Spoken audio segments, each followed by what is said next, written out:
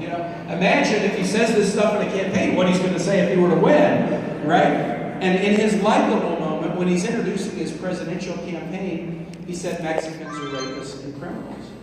And he said all kinds of things like that since, including this attack on the Mexican-American judge who was a distinguished public servant. And so I kept coming back to Governor Pence and I said, can you defend this?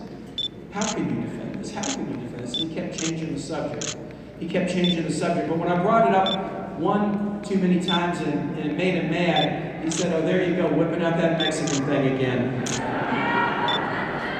People, who talks like that? I mean, who talks like that?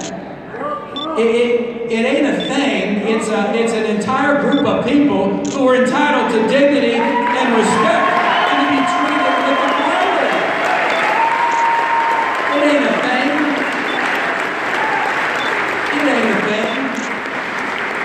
He seems to think it's, that's just some words. That's just some words. We don't need to write the words.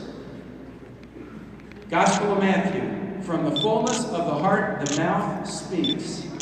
When somebody tells you something, they're showing you who they are.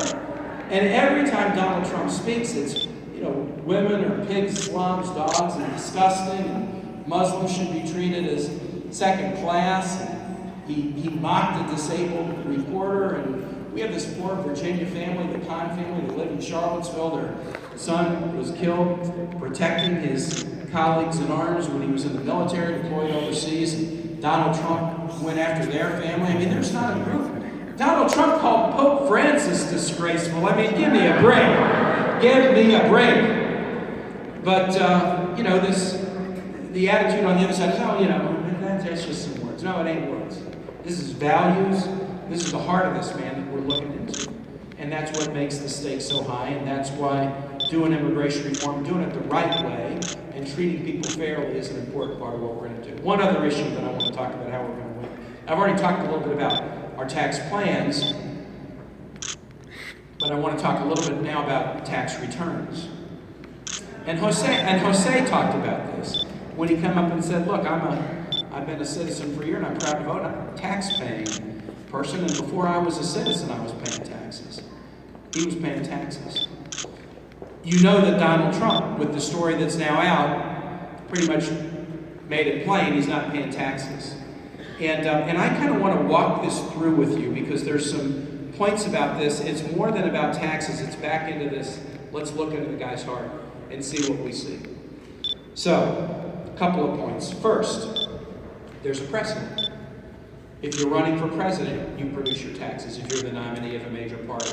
The precedent started, interestingly enough, with Richard Nixon, who was no paragon of ethics, but I mean, even he did it. And the circumstances are interesting. Nixon didn't do it in the campaign. Nixon was president, and the news came out that he was being audited by the IRS. And that made news. Donald Trump's being audited. But Richard Nixon said, well, everybody's aware I'm being audited, so I think I should produce my tax return since I'm under audit, because the American people deserve to see that, and the quote was, I am not a crook. Now, he turned out to be a crook for some other reasons, but he gave his tax returns because he said people should see this, and since Nixon did it, every major party nominee has done this. It's part of the job interview. I mean, if you think about it, running for president is like a job interview for the most important job on the planet Earth. And it's just part of the job interview. So somebody comes to you and they want a summer job. And you ask them, can you give me some references? Well, no, I'd rather not. Really? Are you a student? Yeah, well, can you tell me your GPA? No, I'd rather not do that.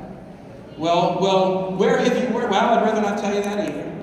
I mean, you would not hire somebody for a summer job if they came in and they wouldn't answer a basic question. The American public has a right to know there's a precedent. Everybody else does it. Point one, Donald Trump doesn't think that the rules that apply to everybody else applies to him. That's who he is.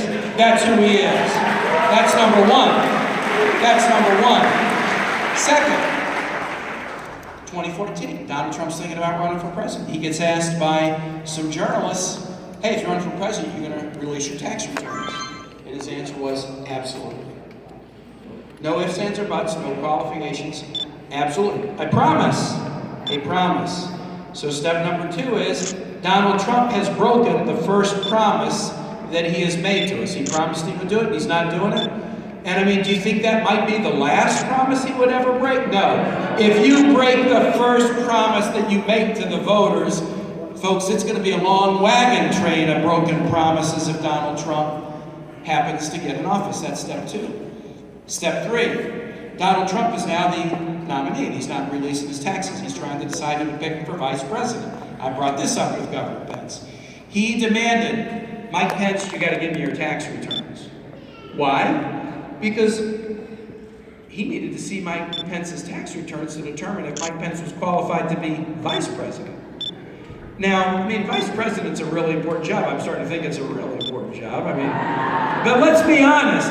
Vice president isn't important next to being president. I mean, it is a lesser job than being president if it is important to get the tax returns of the vice president and make sure that he releases them to the public, as both Mike Pence and I have. It's infinitely more important that the guy running for president releases tax returns, but Donald Trump won't do it. That's point 3. Point 4, he's hiding something. He's hiding something. He may be hiding a lot of somethings. He said his tax return is 12,000 pages long. There may be quite a few bombshells in there. What is he hiding? What is he? You know, Hillary challenged him effectively last Monday at the debate 10 days ago, and his reaction was really interesting. Hillary said, "You're hiding something. Maybe it's that you're not that good at business." He didn't say it. He didn't interrupt. He didn't say it. Maybe it's that you're not that charitable. He didn't interrupt. He didn't say anything. Maybe it's that you're not paying any taxes. Okay, now she had a nerve. She had a nerve, and he had to respond. And you know what his response was? That just shows I'm smart. Maybe you're not paying. That just shows I'm smart. I'm smart. So let me get what that means.